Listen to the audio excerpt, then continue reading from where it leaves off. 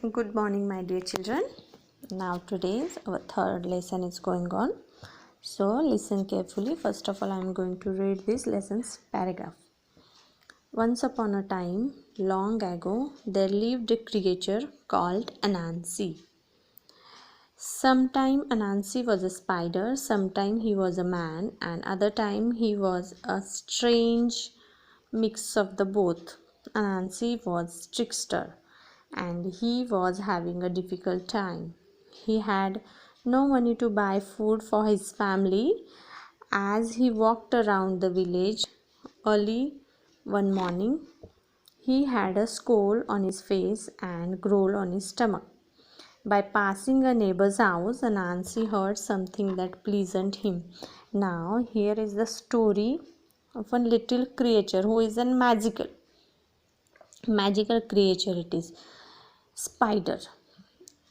Name वो spider का नाम क्या रखा हुआ है यहाँ पर? अनांसी. वो जो है अपना रूप अलग अलग बदल सकता था, मैजिक था ना उसके पास. तो कभी वो मैन बनता था and other time he was a strange mix of the both. कभी वो स्पाइडर और मैन का दोनों का मिक्सचर भी बनता था. देखा होगा ना अपनी टीवी पर ऐसे सारे कैरेक्टर्स होते हैं मैजिक मतलब जादुई सीरियल्स में, उस तरह से. So once upon a time long ago there lived a creature called Anansi. Creature means small animal. उसका नाम क्या था? Anansi. Sometime Anansi was a spider.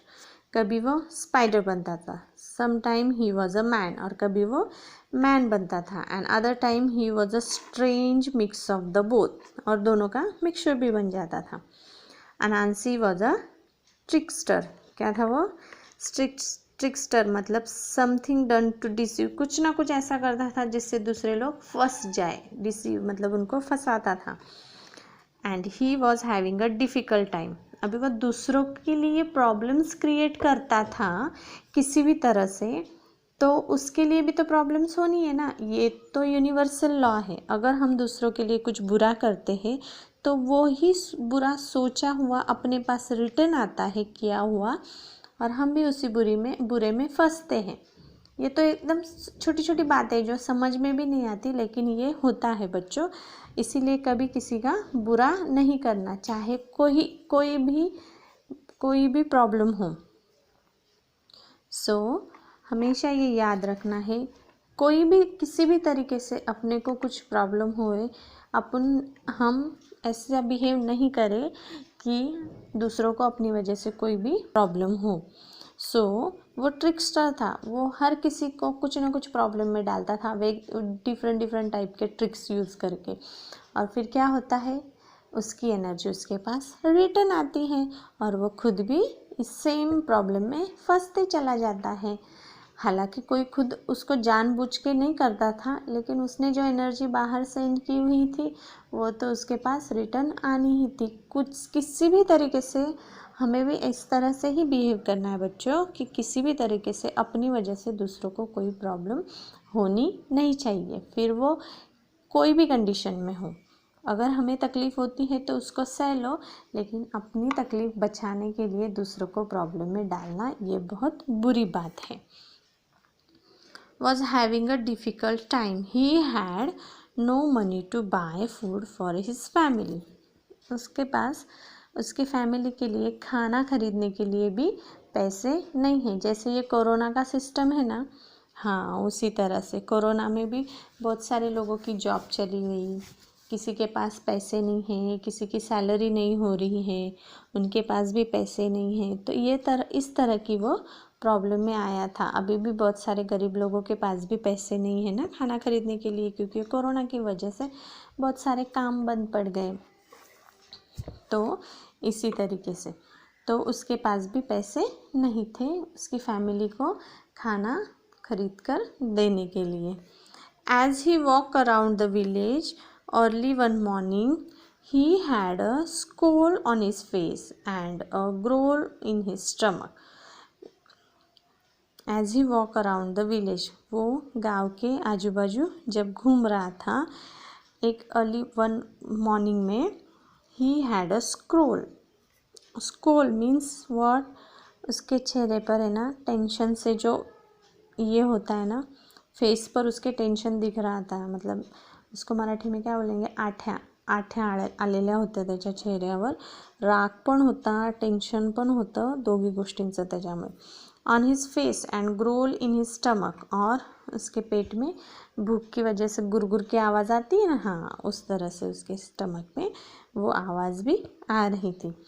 Passing by a neighbor's house, Anansi heard something that pleased him. और Anansi wandering in that village, he heard something please in his neighbor's house.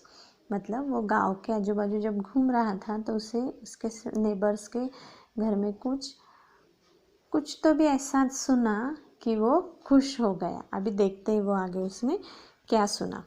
The neighbor was an old witch. Witch means कौन, चेटकिन बोलते हैं. मतलब एक चेटकिन होती है जो बुरी औरत होती है, किसी का भी बुरा करने वाली.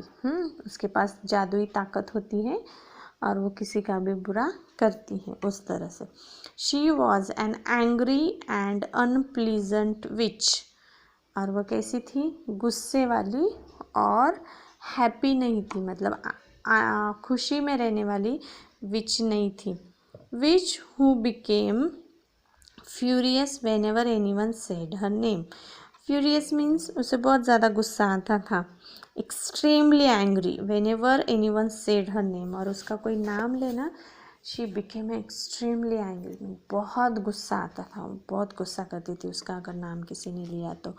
शी हेटेड हर नेम, और उसे उसका खुद का ही नाम अच्छा नहीं लगता था. She just hated her own name. All through her life people had laugh or look surprise when they heard what her name was. और पूरी ज़िंदगी में क्या होता था, उसका नाम किसी ने सुना तो वो एकदम सरप्राइज होते थे लोग, और या तो हंसते थे उसका नाम सुनकर. उसका नाम ही कुछ इस तरह से था कि वो विच का नाम सुनकर या तो हंसते थे या तो सरप्राइज होते थे. और ये बात विच को अच्छी नहीं लगती थी कि मेरा नाम सुन के तुम ऐसा क्यों रिएक्ट करते हो. Can you guess what her name was. उसका नेम कुछ तुम गेस कर सकते हो. होता है ना, किसी किसी को अपना नाम अच्छा नहीं लगता हो. पेरेंट्स तो रख देते हैं जब हम छोटे होते हैं, हमें तो पता भी नहीं होता है अपना नाम क्या रखने वाले, पर पेरेंट्स रखते हैं अपना नाम. फिर बड़ा होने के बाद होता है किसी किसी को कि पेरेंट्स ने जो नाम रखा हुआ है वो उनको पसंद नहीं आए, फिर कुछ कर भी नहीं सकते ना, उसे नाम को थोड़ी चेंज करते आता है इतनी आसानी से. इस तरह से उसका पास अभी तो उसका नाम क्या था फिर, इट वॉज 5. क्या नाम था उसका, 5 नंबर्स होते हैं ना, 1 2 3 4 5 6, वो डिजिट में का एक नाम था उसका 5. Anansi peeked through a gap in which fence. Anansi क्या करता था, विच की फेंस मतलब वो जो कंपाउंड होता था. अभी तो दीवार के वॉल के कंपाउंड दिखते हैं हमें, लेकिन पुराने डेज में ना फेंसिंग लोहे की जो सीलियाँ होती थी उसके कंपाउंड्स होते थे. देखो ये पिक्चर्स में दिख रहा है. अभी यही कहा हुआ है, देखो ये अनांसी विच यहाँ पर कुछ कर रही है, और ये अनांसी यहाँ से चुपके से देख भी रहा है और सुन भी रहा है. अनांसी पिक मतलब look quickly through a gap in the which fence. She was steering मतलब कुछ मिक्स कर रही है हर बिग कुकिंग पॉट. ये देखो ये बिग कुकिंग पॉट में कुछ मिक्स कर रही है ना वो. एंड मटरिंग एंड मम्बलिंग मतलब धीरे धीरे से नहीं, बड़बड़ करते हैं किसी को गुस्सा आने पर, हाँ उस तरह से मटरिंग एंड मम्बलिंग. एक अलग सी स्पीच होती है, एक indistinct speech means mumbling and grumble means muttering. The smoke and sparks were blue and green, so Anansi knew she was cooking up some big magic. ये जो स्नो है मतलब वो smoke and parks where blue and green. ये देखो ये जो आग लगती है तो उसका धूल भी निकलता है ना, वो धुआं, हाँ, वो smoke and sparks were blue and green. देखो ब्लू एंड ग्रीन दिख रहा है। हाँ, Anansi knew she was cooking up some big magic. और फिर अनांसी को पता चलता है कि वो क्या कर रही है, एक बड़ा सा कोई मैजिक कुक कर रही है, पका रही है उसको। Suddenly she snatch up her staff and started to pound it on the ground as she walked around the pot.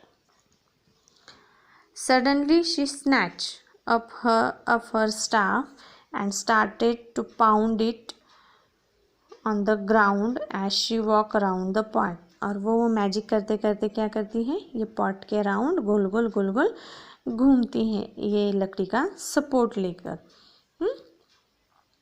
अनांसी listen carefully to what she said. और अनांसी क्या करता है, वो जो बोल रही है घूमते घूमते वो बातें सुनता है।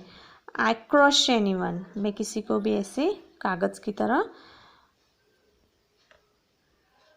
ऐसे फेंक दूंगी, क्रश करके फेंक दूंगी।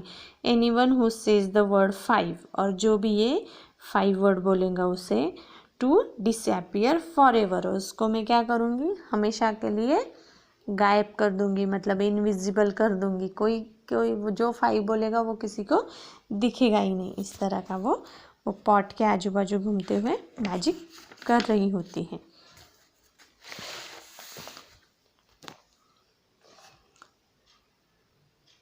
Okay children, hope you understand this page. So remaining lesson I will teach you in the next video.